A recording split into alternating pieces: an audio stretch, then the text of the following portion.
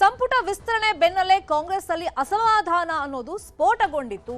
ಈ ಕಾಂಗ್ರೆಸ್ ಅಲ್ಲಿ ಭಿನ್ನಮತ ಶಮನಕ್ಕೆ ಸರ್ಕಸ್ ಮುಂದುವರೆದಿದೆ.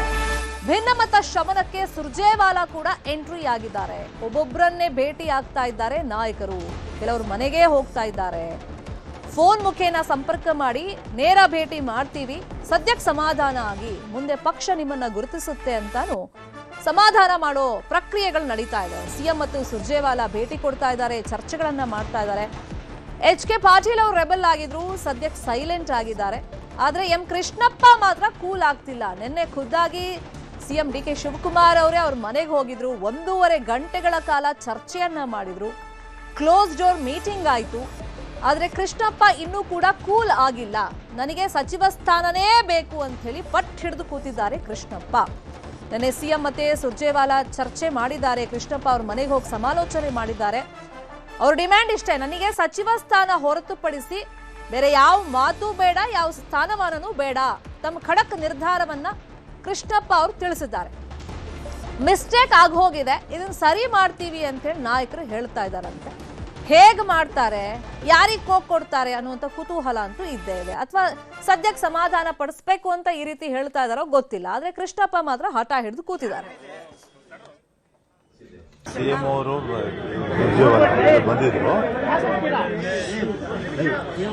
ಬಂದಿದ್ರು ಮಿಸ್ಟೇಕ್ ಆಗಿದೆ, ಸರಿ ಮಾಡ್ತೀವಿ. ಖಂಡಿತವಾಗ್ಲೂ ನಮ್ಮೆಲ್ಲ ಮಿಸ್ಟೇಕ್ ಆಗಿದೆ. ಎಲ್ಲಿ ಮಿಸ್ಟೇಕ್ ಆಗಿದೆ ಅಂತ ಗೊತ್ತಿಲ್ಲ. ಮಿಸ್ಟೇಕ್ ಅಂತೂ ಆಗಿದೆ, ತಪ್ಪಾಗಿದೆ, ಸರಿ ಮಾಡ್ತೀವಿ ಅಂತ ಹೇಳಿ. ನಲ್ಲಿ ಸ್ವಲ್ಪ ಮಿಸ್ಟೇಕ್ ಆಗಿದೆ ಮಾಡ್ತೀವಿ ಅಂತ ಹೇಳಿ. ಅದೇ ನಮ್ಮ ಹೇಳಿದ್ದು, ಮಿಸ್ಟೇಕ್ ಆಗಿದೆ ನಮ್ಮ ಕಡೆಯಿಂದ. ಎಲ್ಲಿ ಮಿಸ್ಟೇಕ್ ಆಯಿತು ಅಂತ ಈಗ ನಮ್ಗೆ ಅರ್ಥ ಆಗ್ತಾ ಇದೆ. ನಾವು ಮಾಡಿಕೊಡ್ತೀವಿ, ಬೇರೆ ಯಾವುದಿಲ್ಲ. ಇಲ್ಲಿ ಪಟ್ಟಿ ಹಿಡಿಯೋದಲ್ಲ ಅದು, ವಿ ಡಿಸರ್ವ್ ಇಟ್. ನಾವೇನು ಪಟ್ಟಿ ಹಿಡಿಯೋ ಪ್ರಶ್ನೆ ಏನಿಲ್ಲ, ಗೊತ್ತಾಯ್ತಾ? ನಮ್ಗೆ ಬರಬೇಕಾದ್ರು ಬಂದಿಲ್ಲ ಅಷ್ಟೇ. ಅದೇ ತಪ್ಪಾಗಿದೆ ಅಂತ ಹೇಳಿದ್ದಾರೆ ಅಷ್ಟೇ. ಸಿಗುತ್ತಾ ಸರ್, ನಿರೀಕ್ಷೆ ಇದೆಯಾ ಅಂತ ಸರ್? ಇಲ್ಲಿ ಹೇಳಿದ್ಮೇಲೆ ಅವ್ರ ಮನೆಗೆ ಬಂದು ರಿಕ್ವೆಸ್ಟ್ ಮಾಡಿದ್ಮೇಲೆ ನಾವು ಒಬ್ಲೈಜ್ ಮಾಡಬೇಕಾದ್ ನಮ್ಮ ಕರ್ತವ್ಯ ಅಲ್ವೇನಪ್ಪ. ಈಗ ಒಂದೇ ಸ್ಥಾನ ಖಾಲಿ ಇದೆ ಸರ್. ಪ್ರಶ್ನೆ ಅದಲ್ಲಮ್ಮ. ಅವ್ರು ಬಂದು ಕೇಳ್ಕೊಂಡಾಗ ಮಿಸ್ಟೇಕ್ ಆಗಿದೆ ನಮ್ಮ ಕಡೆಯಿಂದ ಅಂತ ಹೇಳಿದಾಗ ನಾವು ಬೇರೆ ಏನು ಹೇಳೋದು? ನಾವೆಲ್ಲ ಸರಿ ಮಾಡಿದ್ದೀವಿ, ಎಲ್ಲ ಕರೆಕ್ಟಾಗಿದೆ ಅಂತ ಬಂದರೆ ಬೇರೆ ಥರ ಮಾತಾಡೋಣ. ಎಲ್ಲ ಕರೆಕ್ಟಾಗಿ ಮಿಸ್ಟೇಕ್ ಆಗಿದೆ ನಮ್ಮ ಕಡೆಯಿಂದ. We will see how it what best we can do, will do ಅಂತ ಹೇಳಿದ್ದಾರೆ. HK ಪಾಟೀಲ್ ಜೊತೆ ಸಂಧಾನ ಸಕ್ಸಸ್ ಆಗಿದೆ. ಸುರ್ಜೇವಾಲಾ ಜೊತೆಯಲ್ಲಿ ಚರ್ಚೆ ಬಳಿಕ HK ಪಾಟೀಲ್ ಕೂಲ್ ಆಗಿದ್ದಾರೆ. ಪಕ್ಷ ಸಂಘಟನೆ ನಿಟ್ಟಿನಲ್ಲಿ ಕೆಲಸ ಮಾಡ್ತೀವಿ ಅಂತೇಳಿ HK ಪಾಟೀಲ್ ಅವರು ಹೇಳಿದ್ದಾರೆ. ಪಕ್ಷ ಎಲ್ಲವನ್ನೂ ಕೊಟ್ಟಿದೆ, ಪಕ್ಷ ಸಂಘಟನೆಯನ್ನ ಮಾಡ್ತೀವಿ, ನನಗೆ ಯಾವುದೇ ರೀತಿಯಲ್ಲೂ ಅಸಮಾಧಾನ ಈಗಿಲ್ಲ ಅಂತ ಹೇಳಿದ್ದಾರೆ. ರಾಜ್ಯದ ಸ್ಥಿತಿಗತಿ ಬಗ್ಗೆ ನಾವು ಚರ್ಚೆಯನ್ನ ಮಾಡಿದ್ದೀವಿ ಅಂತ ಸುರ್ಜೇವಾಲಾ ಜೊತೆಯಲ್ಲಿ ಚರ್ಚೆ ಆದಮೇಲೆ HK ಪಾಟೀಲ್ ಅವರು ಹೇಳಿಕೆಯನ್ನ ಕೊಟ್ಟಿದ್ದಾರೆ. ಇವರು ರೆಬಲ್ ಆಗಿದ್ರು, ಹಿರಿಯ ಶಾಸಕ ನಾನು, ನಾಯಕ ನಾನು, ನನ್ನನ್ನು ಕನ್ಸಿಡರ್ ಮಾಡಿಲ್ಲ ಅಂತ ಸುರ್ಜೇವಾಲಾ ಅವ್ರ ಮನೆಗೆ ಹೋಗಿ ಮಾತುಕತೆಯನ್ನ ಮಾಡಿದ್ದಾರೆ. ಅದಾದ್ಮೇಲೆ ಕೂಲ್ ಆಗಿದ್ದೀನಿ ಅಂತೇಳಿ HK ಪಾಟೀಲ್ ಅವರು ಹೇಳಿದ್ದಾರೆ.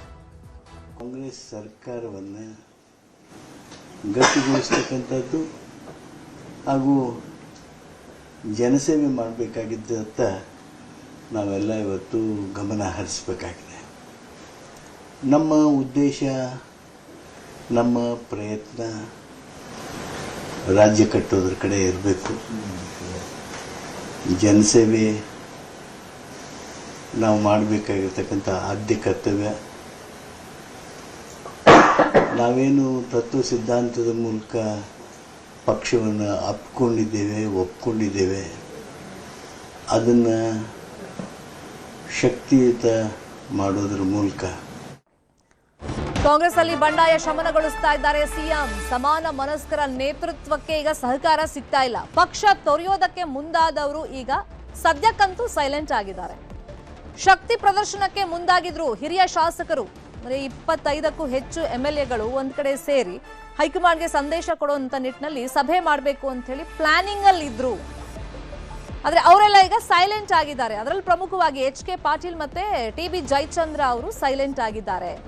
ಇವತ್ತು ಸಭೆ ನಡೆಸಬೇಕು ಅಂತ ಹೇಳಿ ಅಸಮಾಧಾನಿತ ಶಾಸಕರು ತಯಾರಿಗಳನ್ನ ಮಾಡ್ಕೊಂಡಿದ್ರು. ಆದ್ರೆ ಎಚ್ಚೆತ್ತುಕೊಂಡಂತ ನಾಯಕರು ನಿನ್ನೆಯಿಂದ ಸಂಧಾನ ಪ್ರಕ್ರಿಯೆಯನ್ನ ನಡೆಸ್ತಾ ಇದ್ದಾರೆ. ಹಾಗಾಗಿ ಹಿರಿಯ ಶಾಸಕರು ಸದ್ಯಕ್ಕೆ ಸೈಲೆಂಟ್ ಆಗಿದ್ದಾರೆ.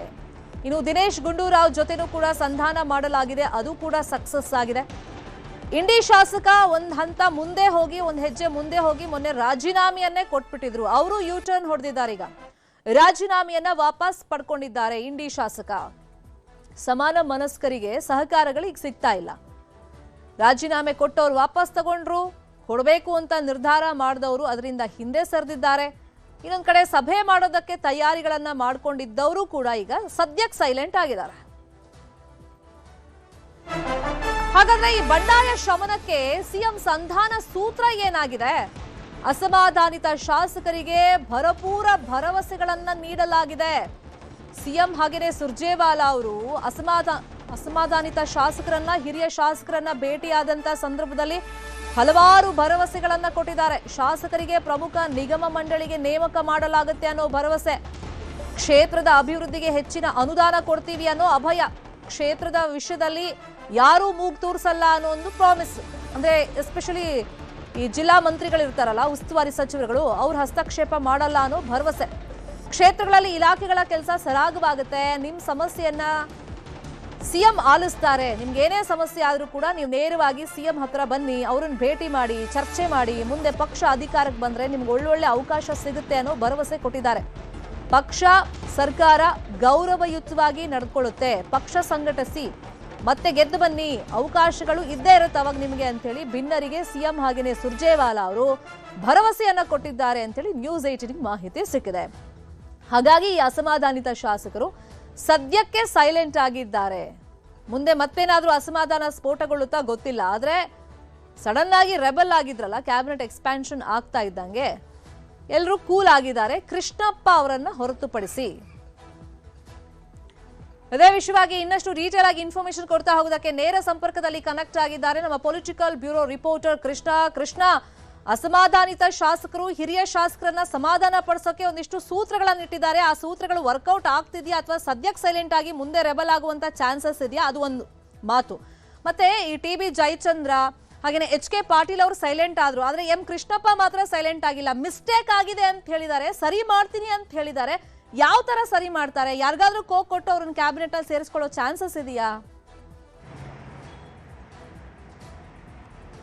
ಶರ್ಮಿತಾ, ಆ ರೀತಿಯಾಗಿ ಕೋಕ್ ಕೊಡುವಂಥದ್ದು ಯಾವುದೇ ರೀತಿಯಂಥ ಆಪ್ಷನ್ ಕೂಡ ಇಲ್ಲ. ಈಗಾಗಲೇ ಎಲ್ರಿಗೂ ಕೂಡ ತುಂಬಿಟ್ಟಿದ್ದಾರೆ.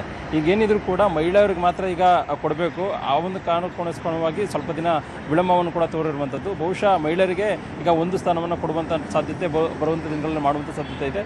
ಈಗ ಕಾಂಗ್ರೆಸ್ನಲ್ಲಿ ಉಂಟಾಗಿರ್ತಕ್ಕಂಥ ಆಂತರಿಕ ಬಹಿರಂಗ ಭಿನ್ನಮತ ಸದ್ಯಕ್ಕೆ ತಾತ್ಕಾಲಿಕವಾಗಿ ಈಗ ಶಮನಗೊಂಡಿರುವಂಥದ್ದು. ಮುಖ್ಯಮಂತ್ರಿ ಡಿ ಕೆ ಶಿವಕುಮಾರ್ ಯಾವಾಗ ಅಖಾಡಕ್ಕೆ ಹಿಡಿದ್ರು ತೃಪ್ತ ಶಾಸಕರನ್ನ ಮನವೊಲಿಕೆ ಮಾಡುವಂಥ ಪ್ರಯತ್ನವನ್ನು ಮಾಡಿದ್ರು. ಈಗ ಎಲ್ಲೊಂದು ಕಡೆ ಅದರಲ್ಲಿ ಸಫಲ ಕೂಡ ಆಗಿರುವಂಥದ್ದು. ಈಗ ಎಂ ಕೃಷ್ಣಪ್ಪ ಅವರು, ವಿಜಯನಗರ ಕ್ಷೇತ್ರದ ಶಾಸಕರಾಗಿರ್ತಕ್ಕಂಥ ಎಂ ಕೃಷ್ಣಪ್ಪ ಅವರು ಮಾತ್ರ ಸ್ವಲ್ಪ ಅಸಮಾಧಾನದಲ್ಲಿದ್ದಾರೆ. ಇನ್ನೂ ಕೂಡ ಅವರ ಅಸಮಾಧಾನ ಬಗೆಹರಿದಿಲ್ಲ. ಯಾಕಂದರೆ ಡಿ ಕೆ ಶಿವಕುಮಾರ್ ಅವರಿಗೆ ಮಾತನ್ನು ಕೊಟ್ಟಿರುವಂಥದ್ದು, ಈ ಹಿಂದೆ ಸಿದ್ದರಾಮಯ್ಯ ಸರ್ಕಾರದಲ್ಲೂ ಕೂಡ ಅವರಿಗೆ ಅನ್ಯಾಯ ಆಗಿದೆ ಅನ್ನುವಂಥದ್ದು. ಆ ಕಾರಣಕ್ಕೋಸ್ಕರವಾಗಿ ಈಗ ಯಾವ ರೀತಿಯಾಗಿ ಅವ್ರನ್ನ ಸರಿಪಡಿಸ್ತಾರೆ, ಅವರ ಸಮಸ್ಯೆ ಅನ್ನುವಂಥದ್ದು ಈಗಿರತಕ್ಕಂಥ ಪ್ರಶ್ನೆ. ಈಗಾಗಲೇ ಎಚ್.ಕೆ. ಪಾಟೀಲ್ ಆದಿಯಾಗಿ, ಯಶವಂತರಾವ್ ಪಾಟೀಲ್ ಆದಿಯಾಗಿ ಎಲ್ಲರೂ ಕೂಡ ಎಲ್ಲ ಅಸಮಾಧಾನಗೊಂಡಿದ್ದರು. ಅವ್ರ ಜೊತೆ ಮುಖ್ಯಮಂತ್ರಿಗಳ ಖುದ್ದು ಫೋನ್ ಮಾಡಿ ಮಾತುಕತೆ ಕೂಡ ನಡೆಸಿರುವಂಥದ್ದು. ಅವ್ರ ಜೊತೆಗೆ ನೇರವಾಗಿ ಮಾತುಕತೆ ಮಾಡಿದಂಥ ಸಂದರ್ಭದಲ್ಲಿ ಈಗ ಅವರೆಲ್ಲರೂ ಕೂಡ ಸದ್ಯಕ್ಕೆ ತಮ್ಮ ಅಸಮಾಧಾನವನ್ನು ಈಗ ಬದಿಗೊತ್ತಿ ಸುಮ್ಮನೆ ಇದ್ದಾರೆ. ಆದರೆ ಬರುವಂಥ ದಿನಗಳಲ್ಲಿ ಯಾವ ರೀತಿಯಾಗಿ ಕಾಂಗ್ರೆಸ್ ಹೈಕಮಾಂಡ್ ಮತ್ತು ರಾಜ್ಯ ನಾಯಕರು ಅವ್ರನ್ನ ನಡೆಸ್ಕೊಳ್ತಾರೆ ಅನ್ನೋ ಒಂದು ನಿಟ್ಟಿನಲ್ಲಿ ಅದರ ಆಧಾರದ ಮೇಲೆ ಅಸಮಾಧಾನ ಅಥವಾ ಬೇರೆ ಬೇರೆ ರೀತಿಯ ಕೂಡ ಕಾಣುವಂಥದ್ದು. ಯಾಕಂದರೆ ಕಾಂಗ್ರೆಸ್ ಪಕ್ಷದ ಹಿರಿಯ ನಾಯಕರಿಗೆ ಇರುವಂಥದ್ದೇ ಗೌರವಯುತವಾಗಿ ನಡೆಸ್ಕೊಳ್ಬೇಕು ಅನ್ನುವಂಥದ್ದು. 2028ರ ವಿಧಾನಸಭೆ ಚುನಾವಣೆಗೂ ಕೂಡ ಗೌರವಯುತವಾಗಿ ನಡೆಸಿಕೊಂಡು ಮತ್ತೆ ಕಾಂಗ್ರೆಸ್ ಸರ್ಕಾರ ಅಧಿಕಾರಕ್ಕೆ ಬಂದದ್ದೇ ಆದಲ್ಲಿ ಮತ್ತೆ ಅವರಿಗೆ ಮಂತ್ರಿ ಮಂಡಲದ ಅವಕಾಶ ಮಾಡಿಕೊಡ್ಬೇಕು ನಿಟ್ಟಿನಲ್ಲಿ ಈಗಾಗಲೇ ಡಿಮ್ಯಾಂಡ್ ಕೂಡ ಆಗಿರುವಂಥದ್ದು, ಮಾತುಕತೆ ಕೂಡ ಆಗಿರತಕ್ಕಂಥದ್ದು. ಈ ಒಂದು ವಿಚಾರದಲ್ಲಿ ಕೂಡ ಮುಖ್ಯಮಂತ್ರಿ ಡಿ ಕೆ ಶಿವಕುಮಾರ್ ಮತ್ತು ಸುರ್ಜೇವಾಲಾ ಕೂಡ ಮಾತುಕತೆ ಕೂಡ ನಡೆಸಿದ್ದಾರೆ. ಮಾತುಕತೆಯ ಆಧಾರದ ಮೇಲೆ ಈಗ ಸದ್ಯಕ್ಕೆ ತಮ್ಮ ಅಸಮಾಧಾನವನ್ನು ಈಗ ಕೈ ಬಿಟ್ಟಿದ್ದಾರೆ. ಎಚ್.ಕೆ. ಪಾಟೀಲ್ ಮತ್ತು ಟಿ.ಬಿ. ಜಯಚಂದ್ರ ಅವರೆಲ್ಲರೂ ಕೂಡ ಇವತ್ತು ಸಮಾನ ಮನಸ್ಕರ ಸಭೆಯನ್ನು ಕರೆಯಬೇಕು ನಿಟ್ಟಿನಲ್ಲಿ ಕೂಡ ಚರ್ಚೆ ಕೂಡ ಮಾಡಿದರು. ಯಾವಾಗ ಸುರ್ಜೇವಾಲಾ ಮತ್ತು ಡಿ ಕೆ ಶಿವಕುಮಾರ್ ಹೋಗಿ ನೇರವಾಗಿ ಮಾತುಕತೆ ಮಾಡಿದರು, ಅದಾದ ಬಳಿಕವಾಗಿ ಈಗ ಸುಮ್ಮನಿದ್ದಾರೆ. ಸಮಾನ ಮನಸ್ಕರ ಸಭೆಯನ್ನು ಕೂಡ ಕೈ ಬಿಟ್ಟಿದ್ದಾರೆ. ಈಗ ಆಗಸ್ಟ್ 13ನೇ ತಾರೀಕಿನಿಂದ ಕೂಡ ಅಧಿವೇಶನ ಕೂಡ ಶುರುವಾಗ್ತಾ ಇದೆ. ಇಂಥ ಸಂದರ್ಭದಲ್ಲಿ ಕೂಡ ಒಗ್ಗಟ್ಟನ್ನು ಕಾಯ್ದುಕೊಳ್ಬೇಕಾಗುತ್ತೆ. ಆ ಕಾರಣಕ್ಕೋಸ್ಕರವಾಗಿ ಮುಖ್ಯಮಂತ್ರಿಗಳು ಈಗ ಸಮಾಧಾನವನ್ನು ಮಾಡಿದ್ದಾರೆ. ಆದರೆ ಅಧಿವೇಶನ ಆದ ಬಳಿಕವಾಗಿ ಈಗ ಅತೃಪ್ತ ಶಾಸಕರ ನಡೆ ಏನಿರುತ್ತೆ ಅಂತ ಈಗಿರ್ತಕ್ಕಂಥ ಪ್ರಶ್ನೆ, ಸದನಕ್ಕೆ ಬರ್ತಾರಾ ಅಥವಾ ಸರ್ಕಾರದಲ್ಲಿ ಅವರು ಕಾಣಿಸ್ಕೊಳ್ತಾರಾ, ಮತ್ತೆ ಸಚಿವರುಗಳು ಮತ್ತೆ ಮುಖ್ಯಮಂತ್ರಿ ಜೊತೆ ಅವರು ಕಾಣಿಸ್ಕೊಳ್ತಾರೆ, ಮತ್ತೆ ಕ್ಷೇತ್ರದ ಕಾರ್ಯಕ್ರಮಗಳು ಆದ್ರ ಸಂದರ್ಭದಲ್ಲಿ ಕೂಡ ಅವರು ಯಾವ ರೀತಿಯಾಗಿ ತಮ್ಮ ನಡೆ ಇಡ್ತಾರೆ ಅನ್ನುವಂಥದ್ದು ಈಗಿರ್ತಕ್ಕಂಥ ಪ್ರಶ್ನೆ. Sharmita, fine, follow up